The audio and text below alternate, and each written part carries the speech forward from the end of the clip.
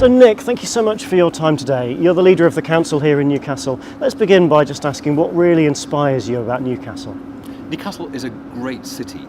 It's got great people, great businesses and great things to do. And one of the things that always inspires me about Newcastle is the sense of innovation and creativity here. You've only got to walk around our city, talk to anybody in Newcastle and get a real sense that this is a city with a real buzz, a real vibe, a real sense of going places. And that always comes through when we talk. Did you always imagine though that you'd serve the city through politics, or did you think you might serve it in different ways? Well, in fact, I've not always been in politics in Newcastle. I worked in the voluntary sector for 15 years in the city, and I've been a councillor here for nearly 20 years, but I've only been leader for 7. So I've lived in Newcastle all my adult working life and feel very much part of the DNA of the place. And one of the things that attracted me to Newcastle in the first place, I grew up in County Durham, just down the road, but one of the things that attracted me to Newcastle was the sense that this was a really interesting, vibrant, cosmopolitan, metropolitan city that I felt comfortable living in. So I imagine that the life of leader is not always full of smiles and laughter. What gets you out of bed? What motivates you as you come into work each morning? You're right. Being leader of the council, you can deal with some really difficult issues. We've got some really challenging budget cuts to deal with, and we've also got some really sobering issues like child protection that we're having to deal with. Sadly, there are too many children in our city who are still at risk of abuse or harm. But the thing that gets me out of bed, the thing that motivates me, is the strength of endeavour that I see amongst our communities here in Newcastle. If I'm flagging, I find that visiting some of the community groups in my own ward is a really good way of just reminding myself about the amazing spirit of Newcastle and the amazing creativity and commitment of people to make Newcastle a better place to live and work. One of the things I find as a bishop is it's quite easy to get cut off from the front line of church work, and I imagine that's similar for you as leader of the council. You mentioned visiting community groups. How else do you, as it were, take the heartbeat, stay in touch with the regular things that go on? It's really important. I mean, we're sat here outside the Civic Centre in Newcastle, but I try not to spend all my time in this building, because if I did, I think I'd live in a bit of an ivory tower. I try to get out and about, meet people, visit people, go to community groups, talk to business organisations, go out campaigning with my political colleagues across the city.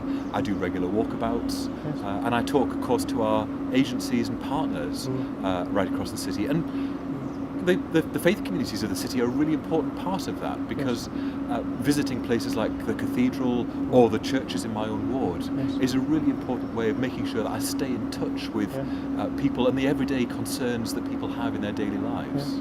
So are there ways that we as faith communities could be more effective? I don't mean particularly lobbying you, although I guess that matters at times, but in partnering with you for raising real issues, representing particularly those who may not have their own voice in society? One of the things that really concerns me, and has always concerned me as a politician, is the levels of inequality in our society. And I think inequality isn't just bad for the people who are worst affected by it, it's bad for everybody. Unequal societies hold us back collectively. So we have to do everything we can to try to challenge those inequalities and challenge poverty in particular. And that's where I think the church can make a huge impact, and does make a huge impact, by the work that the church does, but the work that the church does working in partnership with other people.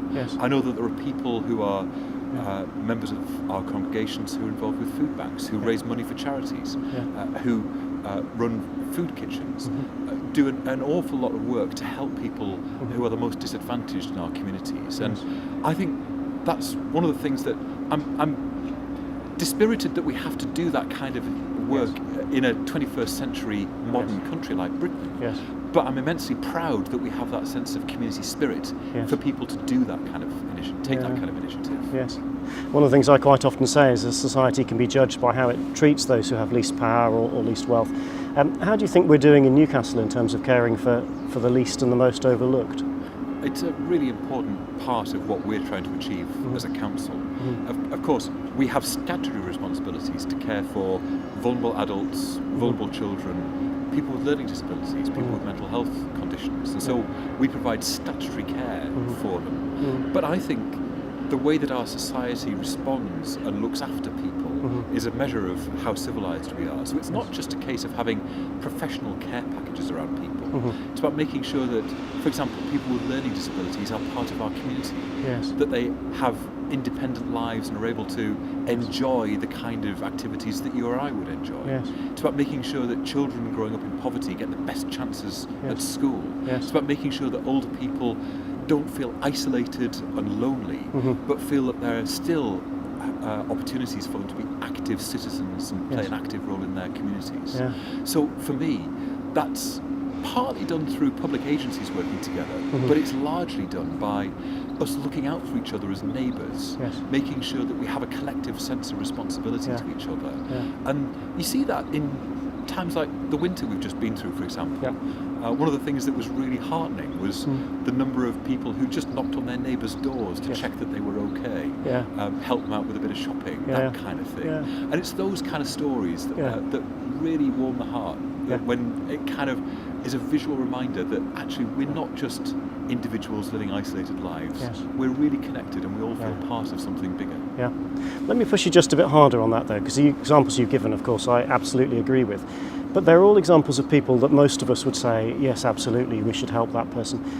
How do you seek to include, for example, those who seek asylum and don't speak our language, and obviously with Brexit and things there are strong feelings around that, or for example those whose behaviour is antisocial, whether or not that's their own fault. How do we increase that level of compassion so that we are an inclusive society? I'm immensely proud that Newcastle is what we call a city of sanctuary, and that's a designation that we sought to gain international recognition for, and that's our commitment as a city to making sure that this is a safe place for people to come and seek sanctuary, fleeing the war-torn parts of the world and coming here and feeling they can rebuild a life in safety. We don't make a big thing of it, but we've actually helped quite a number of Syrian refugees to come and settle here in the city. We don't make a big thing of it because actually the most important thing for them is that they feel safe and secure and that they're not simply paraded as the new people in town. But we've worked very hard with a number of voluntary sector organisations to provide safe spaces for asylum seekers and refugees. We've also come together as a city when we see the far right trying to make divisions in our society. We've come together as a community in unity to say, actually, no, we are one community overall, and we reject these attempts to divide us. I think there's no doubt that our society has become more materialistic. One of the things that I think is perhaps a bit underplayed is the tourism potential of our region. I mean, the birthplace of Christianity in the Western world.